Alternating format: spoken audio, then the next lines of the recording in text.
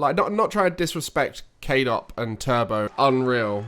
Actually unreal. Oh yeah, flip resets didn't happen until season 6 when Squishy got his flip reset. You all know what this happens right here, but it's unbelievable. Hello, how are you all doing? It's another video. We're going to be doing the season 5 finals this time, looking at the grand final. And I know this is going to be a popular one because this is one of the greatest series of all time in Rocket League. Has the greatest moment, but there's a lot of story behind it. And I think the first bit is Team Dignitas being the season 4 winners, trying to go for the 2-time, the first time ever we've had a team do the 2-time. We've also got Complexity here, which was the season 4 finalists in Method. So it's the same set of players there. So they're looking to do their own thing here. I forgot that they had back-to-back high performances like they did. So a very successful team at the time with our beloved Metsonoris in that team. And then this is where NRG is starting to make that run. They bring in Justin. Probably the first successful superstar young player brought into a team based off of them being super mechanical. This is the era of mechanical players starting to show up. So Justin was that first player to do so. As the dynasty starts to close off, that's where the young superstar player starts to come through. But right now, Dignitas are about to win the back-to-back. As you can see, they had to come through that lower bracket because they lost to NRG earlier on. And it's that second series that's more infamous than the first one as it ends in style. But we'll get into the gameplay now, and this is also our first arena. So this is the first time we had a arena around the players, I believe. Season 4 might have been, actually. Oh, let's get that audio sorted. Maybe season 4 wasn't, but yeah, this was Copper Box. We just had the spring major here. My team was actually competing in this. I didn't mention it because we dipped out quite early. Lost to Cloud9, then lost to EG. Was not a fun time, but I was in the crowd. Let me see. I was sat probably, so that's 104, right? So if that's 104, I'm on the other side. So 104's there, and I was sat just over here with Scrub Killer, I remember, because this was when I was trying to convince Scrub Killer to join us at Vitality, so I was probably sat like right in the front row here somewhere. Esports most exciting game ever. We'll pause on the crowd at some point in the future. We'll start recognizing some faces. But you can see that all the pro players were sat in the front row here. So what we'll do, as we always do with these finals, is we'll watch the first game, sort of judge the gameplay level and see where we'd place it in modern Rocket League. Then we'll skip through all the peaks. Oh, Findable Carpet. Man, we're getting to go back and watch Findable Carpet over and over again. I just got a haircut, anyone who's noticed. The reason being I'm going away for about 3 weeks, which is why I'm pre-recording so much content. I'm away Stuttgart, then Rotterdam, then going all the way out to Vegas for the Esports Awards. So I'm going to be away a lot, which is why the content isn't as high quality as it was during the RLCS period.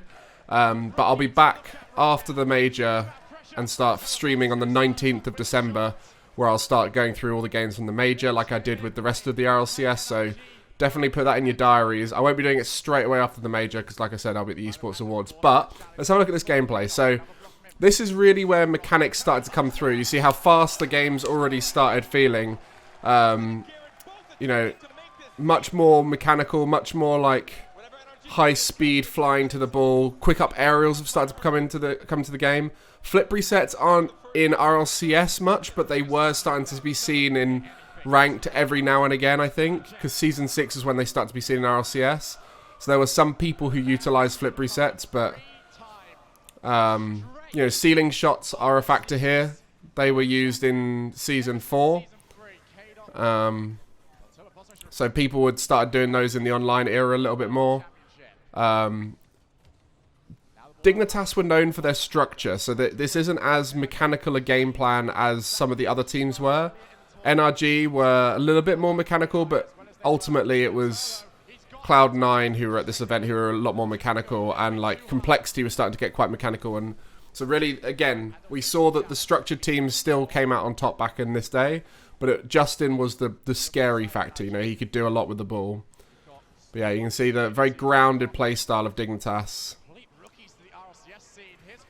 Wave dashes are a thing. Fireburner was known for his 50-50s back then. But But yeah, you can see a lot more destructive gameplay here. A lot more... Oh, here we go. This is the kind of mechanical stuff we're talking about. Here's Shogun referencing it. They got rid of the ways after aerial. Was that in Season 4? I didn't even notice it going, but I remember that being a Season 2, Season 3. Well, maybe Season 3. You can see, like, ceiling pinches. So you start to hear these, like, special mechanics coming through now.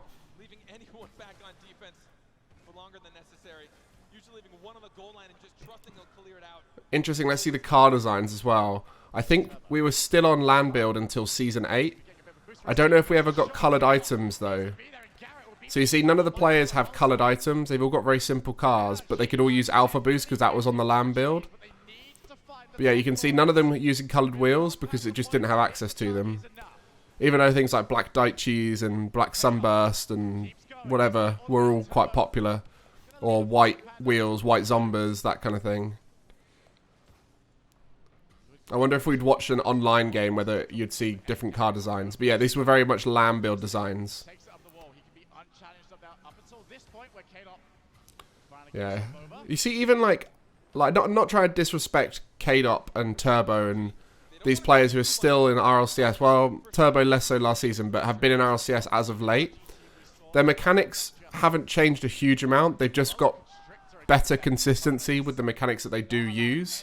Like, they still like to utilize the tools that they had at this time. And then the problem is they don't have as many tools in their toolbox. You know, K-Dop learned how to flip reset and things like that. But the way they air roll, the way they move around the pitch, their shooting and all those kind of things still look very similar. And that's one of the reasons why some of these players have really struggled to keep up with the times, is because they haven't adjusted their mechanical patterns. Garrett G is one of those players who he looks very different now to how he looks in this gameplay, right? Like his movement's completely different, his air rolling's completely different. He might have changed his key binding. Same thing with Metsunoris, right? Metsunoris started using directional air roll and things like that. So, you know, some of these players got a bit stuck in their ways with the way they mechanically execute, but it's still effective. It's like sort of something you see in sport of like the slower players still find utility in fast-paced game due to their read of the play and their execution. But yeah, you can see a lack of control. Like, both teams very, very easily give the ball away. So yeah, it's definitely interesting to look back and see the mechanics and how quickly they evolve. There's definitely some big jumps we've seen, and a lot of it depends on the time frame between events, because it was, I think the last event we saw quite a big jump. Maybe Season 2 to Season 3 was quite a big jump. Yeah, Season 2 to Season 3 was one of the bigger jumps. And that was because there was like 6 months between the events. Sometimes, like, for example, between Season 8 and Season 9, there was barely any time between the two of them. So the mechanics didn't change a huge amount. But what a shot by Garrett, though, to be fair. Fair play. Let's see. Oh. Yeah, Turbo was pretty clutch back then. I think they were all pretty clutch, Dignitas. They're very good at staying calm in the high-pressure moments. You see them there, look. They're just super, super calm. And that's one of their great strengths and why they're so good still, is their mental is very good under pressure. And you can imagine, they've been to so many finals that it doesn't affect them that much. Whereas for NRG, this was their big moment, you know?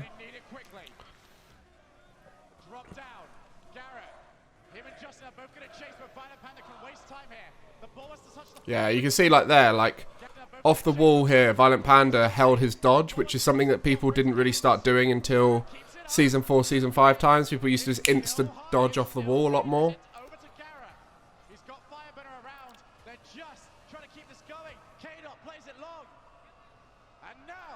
And there we go. Let's go and have a look at some of these peaks then. Right. So it turns out I was just watching the second game of the series on some incorrect shared link. So now I'm watching on the main one. We're going to have the first bit as well. So that was second there. That was the second best of 7. So let's have a watch of all the peaks from the first best of 7. So yeah, the first game was 0-0. And then I guess a kickoff goal happens here. This looks like it could be a kickoff goal. Yeah, classic infield. Oh, maybe not. But yeah, this event, in terms of mechanics, there was a lot of mechanical moments, right? There was the this goal.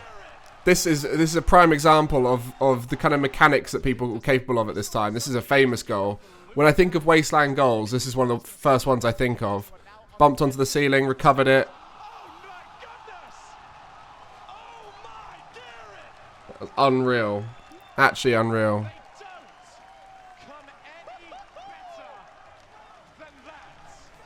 That was unbelievable. Oh, this was class. Just such good awareness of where each other was. This is why Dignitas was so good back then. You see there, K-Dot puts in the middle and is just chilling in a dangerous position, and Violent Panda used to just dish the ball up to each other. It was great. Violent Panda was such a good little facilitator.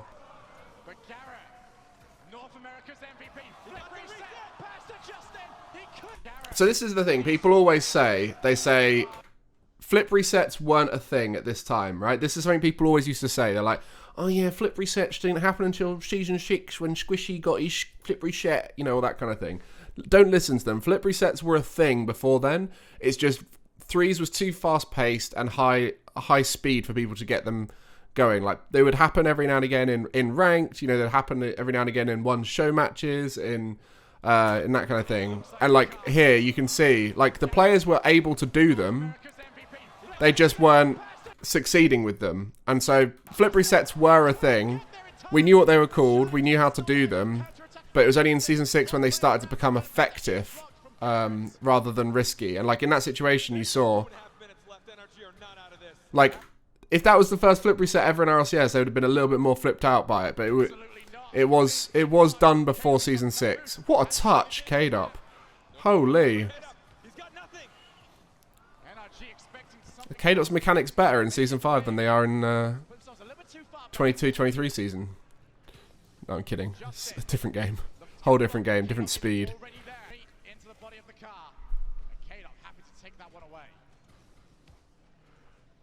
Yeah, we speak about the level at each season and like where they would be in modern Rocket League. I genuinely believe these players could hit SSL. They'd be like GC3 SSL level. Because they're so smart and they're so good at playing around each other. But it's just like so much of what made these guys good. Oh, that is so good. So much of what made these guys good is their vision, right? And how they play together. So it's really hard to know how they would play in ranked. And you got to remember, this was competitive play. So they would have been so much better in solo queuing. There'd have been a bit more hard carry vibes. But yeah, look at that vision. It was so, so good. I do want to have a look at the crowd at some point, because I think this is where we're going to start seeing a lot more familiar faces. NA is good again. What a chant. Oh, the chants were so good at this event. There was a proper football crowd going on. They tried replicating it again at future events, and it never quite had that same spark. It helped having Cole and Stumpy in the crowd. Sometimes when you listen to the crowd chants, you can actually hear Stumpy's voice, because he's got quite a distinct voice, and the mics were right by Stumpy and Cole. Oh, this is going to be class. Look, like, these goals were at the time were just another goal, right? I'd not seen this goal in a long time. I know it's a mistake from K-Dop, but like, no one speaks about goals like this, and that's such a good goal. But like back then, that was just another goal, wasn't it? Like this as well. This is, but yeah, again, like people sort of misremember the level of Rocket League at this time. Like, it was such good Rocket League back then. Oh yeah, it's this one. This is such a good goal. Like, if people did this now, people would pop off, right? Like, so good. The 1-2s with K-Dop and Panda were just unreal. Is that Jar of Jam? I think that's Jar of Jam. Damascus. He's a esports host and does a bit of Rocket League every now and again on Rocket Baguettes. Goodness. Yeah, that was a famous goal from this event. That was unreal. Some of these, this was such a good final because it had great quality goals throughout. We had a bracket reset into Game 7 overtime. we had a load of these games where it looked like it was gone and done, and then suddenly the comeback happened, right? Like this was 3-0 up NRG, and you know, people are tense, right? Because they think that it's going to be Dignitas's game, and then goals like this happened. Like that was pretty good at the time. Like, we were just getting so many beautiful goals. But you see how, like, simple these highly mechanical plays were? Like, Garrett there didn't need to do any deception in the air. He just had to get the connection. And that was enough. Right, so this is the game. This is the famous game, right? Reverse aerial? Blimey. But yeah, you see the quality of the Rocket League here is still pretty impressive, right? I'd be interested to look at the stats and see what the speed numbers are. But yeah, this was unlucky. Turbo started off the greatest game in Rocket League history with an own goal.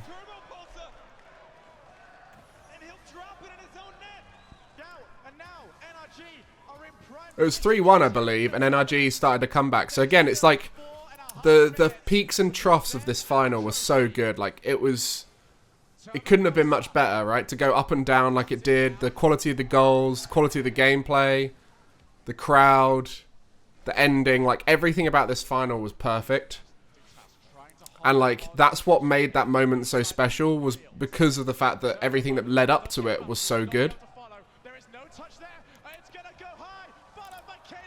Ooh.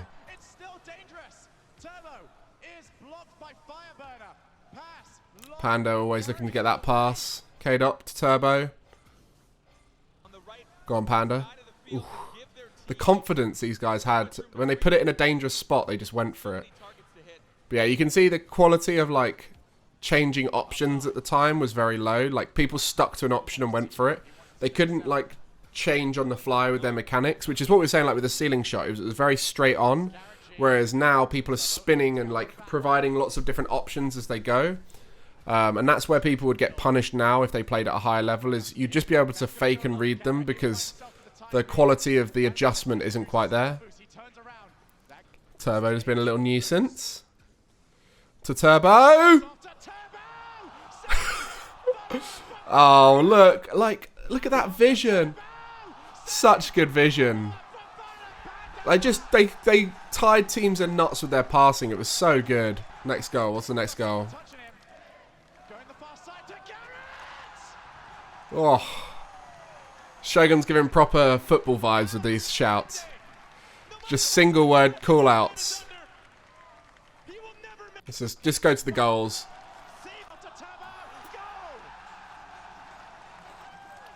Oh, the call-outs from Shogun in this are so good. It does give proper, like, World Cup football vibes. Oh, the decision-making from Dignitas was just so beautiful. I'd love to get in their comms back then and see how they did this, because I don't feel like they communicated as much as people think they did. I think they just had such a good vision for where each other was. 4 seconds left is when...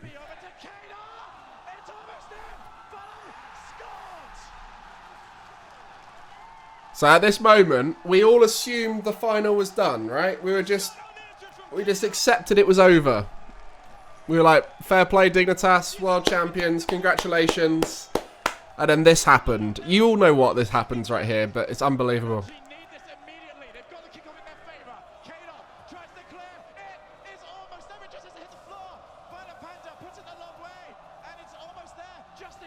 This 50 here is so good. Oh.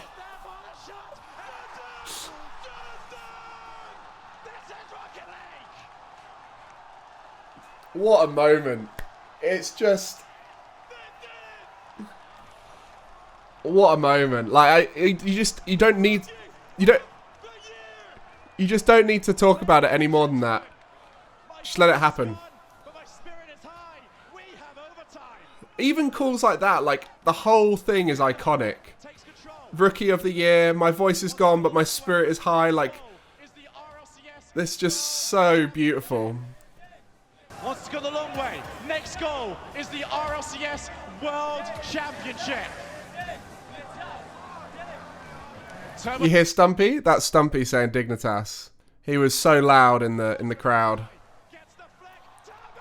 So we see Turbo, K-Dop, and why do they show them first? Yeah, Turbo, K-Dop, and Violent Panda winning from another team bump in the final moments. Crowd pause time. Who do we recognise? Stumpy down here in the front, Craftman. This is Cole right here as we go higher. Oh, is that Tadar? I think that's Tadar. If you recognise anyone, be sure to comment who you see. There we go. The trophy lift. Let's analyse the trophy lift. They've done it once before, so they should be good. And then they did it off centre. It genuinely is like the off centre trophy lift is the gold standard of trophy lifts. It happens so often. To be fair, K-Dop has been a part of the Vitality off centre trophy lift, so I think K-Dop's to blame a little bit because he lifts from the bottom, which tips it. So K-Dop is the trophy lift man. Let's Leaf again. If you want to see all this stuff, be sure to check it out. Who got MVP on this one? Oh yeah, and then Scrub gave out the medals. Oh, look at that! So K-Dop got MVP this time because he was unreal. And then Scrub Killer gave the medals. Scrub Killer then teamed up with K-Dop. And then Season 7, spoilers, Violent Panda gave the medals to K-Dop and Scrub. This is always the special moment afterwards when all the players walk out. Oh, a lot. Magnus. Greasy. Okay, well that's that. What a time. What a time. What an event. Hopefully you've enjoyed reminiscing this final. This is definitely my favourite final ever in Rocket League history. Maybe Season 8. Okay, from a neutral point of view, this was the best. Then Season 8. From a personal point of view, Season 7 was obviously the best. But Season 8 was probably the greatest Rocket League event up until the recent seasons. But let me know what your favourite final was. And if it was Season 5, what was your favourite moment? And I'll catch you in the next video.